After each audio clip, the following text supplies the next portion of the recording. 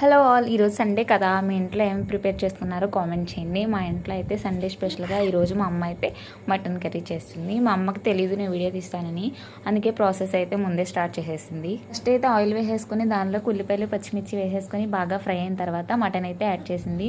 ఒక 20 మినిట్స్ ఉడికిన తర్వాత దానిలోకి అయితే అల్లం వెల్లుల్లి పేస్ట్ కూడా వేసింది.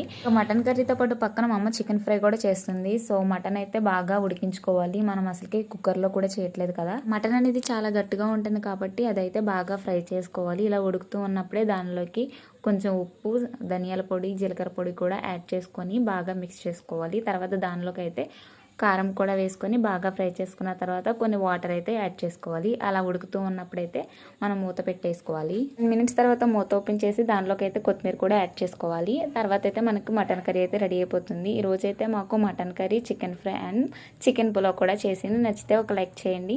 మన వీడియోస్ని సబ్స్క్రైబ్ చేసుకోండి.